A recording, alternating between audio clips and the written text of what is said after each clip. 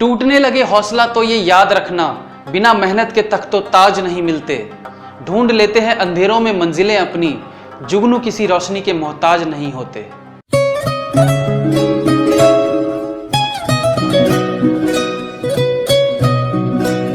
₹60 का quarter P के नाली में गिर के अपनी इज्जत कैसे तैसे करवा लोगे? ₹40 की चीज जो आपकी इज्जत बचाती है वो तुम्हें महंगी लग रही है? वाह, नहीं चाहिए। ए पलट, तेरा ध्यान किधर है? 19 मई 1974 वो दिन था जब दिग्गज कलाकारों के बीच अपनी एक अलग पहचान बनाने वाले प्रतिभावान गुणवान नवाजुद्दीन सिद्दीकी का जन्म उत्तर प्रदेश के बुढ़ाना कस्बे में हुआ। आज के दौर में ये चेहरा, ये नाम किसी इंट्रोडक्शन का मोहताज नहीं है। एक जमींदार परिवार में जन्मे नवाजुद्दीन सिद्दीकी के बारे में लोगों की एक गलत धारणा है कि वो एक गरीब फैमिली से हैं, जबकि ऐसा नहीं है। लेकिन जब इंसान ठान ले कि उसे अपनी जन्नत अपने बलबूते पे बनानी है, तो उसका गरीब परिवार से होना या अमीर परिवार से होना कोई मायने नहीं रखता। नवाजुद्दीन के गांव के आसपास कोई थिएटर नहीं था। जो सबसे करीब थिएटर था गांव से, वो था 45 किलोमीटर दूर, जहां वो अपने भाइयों के साथ अक्सर फिल्म देखने जाया करते थे। निकालो मुझे वहां से, निकालो मुझे वहां से, निकालिएगा। नवाजुद्दीन ने गुरुकुल कांगड़ी विश्वविद्यालय हरिद्वार से अपनी बैचलर ऑफ साइंस की पढ़ाई पूरी करी। उसके बाद उन्होंने गुजरात के वडोदरा में एक केमिस्ट की नौकरी की और उसके कुछ समय बाद वो दिल्ली आ गए, जहां से शुरू हुआ उनका एक लंबा स्ट्रगल, जिसमें सक्सेस मिलना कोई आसान बात नहीं थी। पढ़ा लिखा होने के बावजूद भी दिल्ली में उन्हें वॉचमैन की नौकरी करनी पड़ी। नहीं, वो वॉचमैन का पोजीशन खाली था ना, यही बस। और उसी दौरान उन्होंने कहीं पे एक प्ले देखा और उन्हें अपने जीवन का मकसद मिल गया। ये वो दिन था जब उन्हें एहसास हुआ कि उन्हें जिंदगी में करना क्या है। बिना देर किए उन्होंने नेशनल स्कूल ऑफ ड्रामा में एडमिशन ले लिया। हालांकि वहां एडमिशन लेने के लिए कुछ क्राइटेरियाज भी होते हैं, जिन्हें पूरा करने के बाद ही उन्हें एडमिशन मिल पाया। वॉचमैन की नौकरी भी उन्हें आसानी से नहीं मिली थी। इसके पीछे भी एक किस्सा है जो उन्होंने एक इंटरव्यू के दौरान बताया था। जब वो दिल्ली स्टेशन के बाहर बने वॉशरूम में टॉयलेट कर रहे थे, तब उनकी नजर दीवार पर चिपके एक पर्चे पर गई, जिसपे लिखा था कि वॉचमैन और सिक्योरिटी गार्ड की नौकरी के लिए आवेदन करें, और उसमें सैलरी वगैरह भी मेंशन थी। बस उन्होंने देरी किए बिना दिल्ली के शाहदरा में, जहां सिक्योरिटी एजेंसी का ऑफिस था, वहां पहुंच गए। और उनके ऑफिस पहुंच के जब उन्होंने अपनी नौकरी के लिए बात की, तो सिक्योरिटी एजेंसी ने उन्हें 5000 रुपए डिपॉजिट कराने के लिए कहा। उनके पास इतने पैसे थे नहीं। ये बात उन्होंने अपनी अम्मी को बताई। उनकी अम्मी ने अपनी ज्वेलरी गिरवी रख के उन्हें 5000 रुपए दिए। इसके बाद उन्हें नोएडा की एक टॉय फैक्ट्री में वॉचमैन की नौकरी मिल गई। दिन में वो नौकरी करते थे और शाम को जाते थे अपनी एक्टिंग क्लासेस करने। मोहम्मद रफीक मोहम्मद हुसैन, सलीम रफीक मोहम्मद हुसैन, सलीम रफीक मादी मोहम्मद हुसैन साहब, मेरे को बिल्कुल भी आइडिया नहीं था कि क्या होने वाला। घर में अब्बा की तबीयत बहुत खराब थी। मैं जॉब छोड़ना चाहता था। मेरे को दूसरा जॉब मिल रहा था मेरे को। मैं बोला टाइगर भाई को, मैं जॉब छोड़ना चाहता है। उसने जो माँ बहन की गाली दी मेरे को। यह सिलसिला साल भर चला होगा और उसके बाद उन्हें अपनी वॉचमैन की नौकरी से भी हाथ धोना पड़ा। फैक्ट्री के ओनर ने उन्हें 2-3 बार गेट पर बैठे देख लिया, जिसकी वजह से उन्हें नौकरी से निकाल दिया गया। इसके बाद उन्होंने अपना पूरा ध्यान एनएसडी पर देना शुरू कर दिया।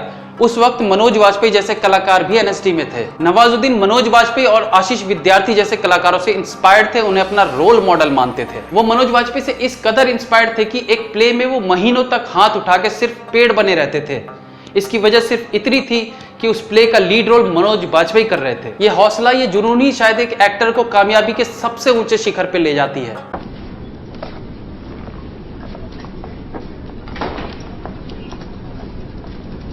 ये स्वामी जी हैं।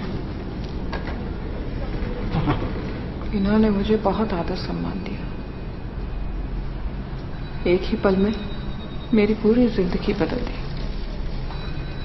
एनएसडी से पास आउट होने के बाद उनका असली स्ट्रगल तब शुरू हुआ जब वो मुंबई आए। स्कूल कॉलेज के टाइम में वो कांति शाह और दादा कोंडके की सी ग्रेड की फिल्में काफी देखा करते थे और यही सोच के मुंबई आए थे कि ऐसी ही किसी फिल्म में काम मिल जाए तो बहुत बड़ी बात होगी। इसलिए ऑडिशन में जाके डिस्क्वालीफाई होना उनके लिए सपने टूटने जैसा तो बिल्कुल नहीं था, क्योंकि उन्होंने अपने सपनों के कद को बहुत छोटा कर लिया था।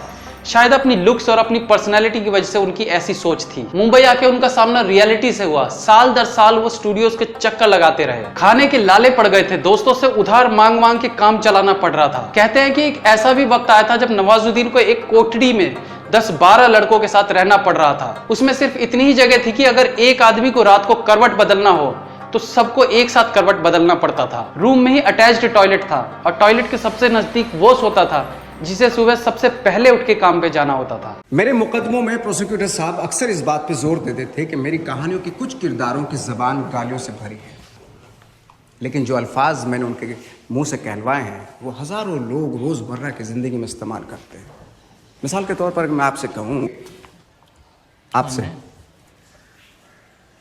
यार आप तो बड़े अजब चूतिए हो, मैं यहाँ हूँ और आप मुझे वहां ढूंढ रहे हो, तो क्या मैं आपको गाली दे रहा हूँ? नहीं। क्या इस तरह के अल्फाज हमें सड़कों पर सुनाई नहीं पड़ते? आज नवाजुद्दीन कामयाबी के जिस शिखर पर बैठे हैं, वहां पहुंचने के लिए उन्होंने बहुत मेहनत की है। मुंबई पहुंच के काफी सालों तक उनका स्ट्रगल चलता रहा। कहते हैं कि किस्मत भी उन्हीं का साथ देती है जो मेहनत करता है, लेकिन शायद नवाजुद्दीन सिद्दीकी के साथ ऐसा नहीं था। उनमें मेहनत की कमी नहीं थी, उनमें टैलेंट की कमी नहीं थी, लेकिन इसके बावजूद बॉलीवुड की नजर उन पर नहीं पड़ रही थी। उनका 15 साल का कड़ा संघर्ष था। कोई और होता तो शायद इतने दिन नहीं टिकता। शुरुआत के दिनों में नेशनल टीवी पे आने वाले एक कॉमर्शियल एड में उन्होंने एक धोबी की भूमिका भी निभाई थी। इस एड में सचिन तेंदुलकर थे। बहुत सारे धोबियों में से एक धोबी बनने के लिए उन्हें 500 रुपए मिले थे। ओ सचिन आया रे भैया, ओ सचिन आया रे भैया, हाँ, मैंने दिल तुझको दिया। अच्छा, कितने लोगों ने इस एड में नवाजुद्दीन को पहचान लिया? जिन्होंने पहचान लिया वो कमेंट सेक्शन में जरूर बताएं, और जो नहीं पहचान पाए उनके लिए एक बार और ऐड देखते हैं। ओ सचिन आया रे भैया, ओ सचिन आया रे भैया, हाँ, मैंने दिल तुझको दिया। नवाजुद्दीन को इसके बाद छोटे मोटे रोल मिलते रहे, जैसे कि शूल फिल्म का ये सीन। 2 दाल फ्राई और रोटी। दाल फ्राई रोटी, एक पालक पनीर। पालक पनीर, मेरी आइसक्रीम। हाँ, इनके लिए आइसक्रीम भी लेके आई। आइसक्रीम एंड डाटी जॉल। एंड दैट इज इस सीन में उनकी आवाज किसी और ने डब की थी। इसके बाद उन्हें सरफरोश फिल्म में एक 30-40 सेकंड का रोल मिला।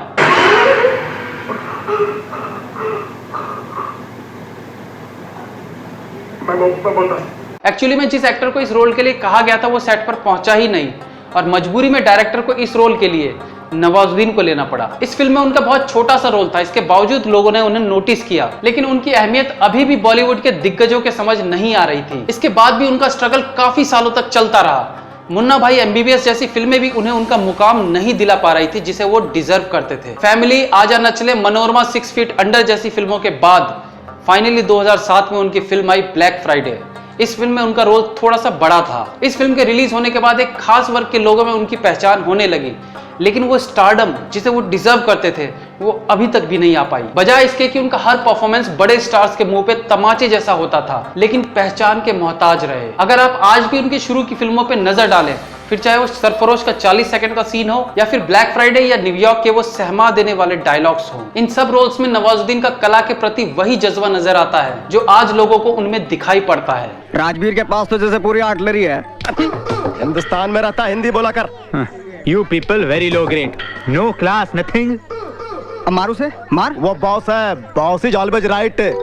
आठ लड़ी। खैर, वक्त आप पे कितना भी सितम कर रहा हो, किस्मत कितनी भी आपके फेवर में ना हो, लेकिन मेहनत और अपने काम के प्रति जज्बा सक्सेस होने के वो हथियार हैं जो आपके पास अगर हैं तो किस्मत आपके और सक्सेस के बीच कभी नहीं आ सकती। जब तक तोड़ेंगे नहीं तब तक छोड़ेंगे। बहुत लंबा दंगल चलेगा रे, तो हमारा तैयार है।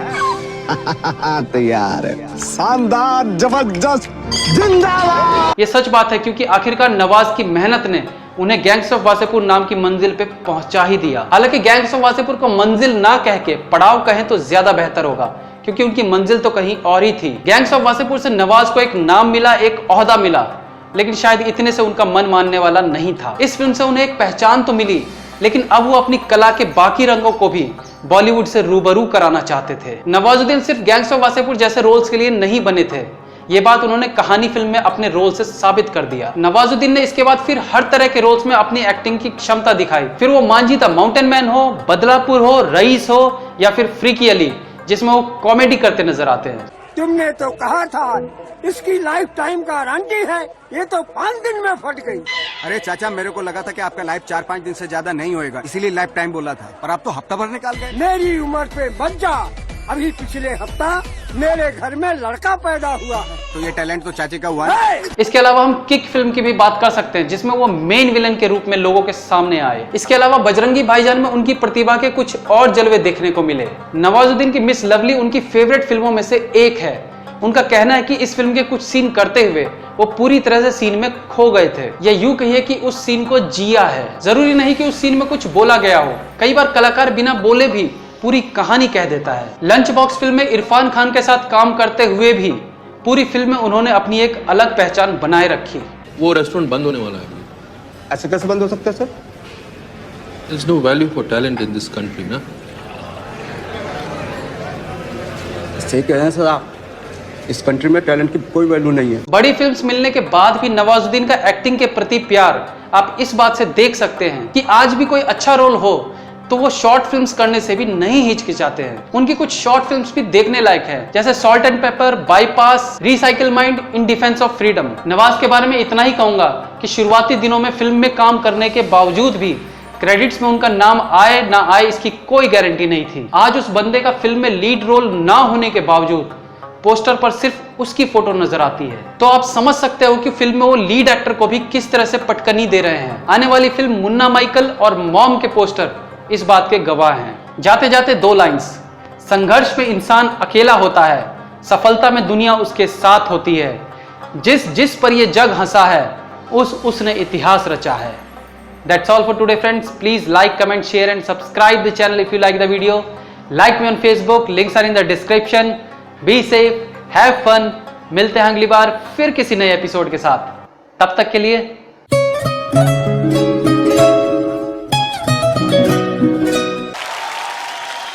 Zenith for the best actor male popular goes to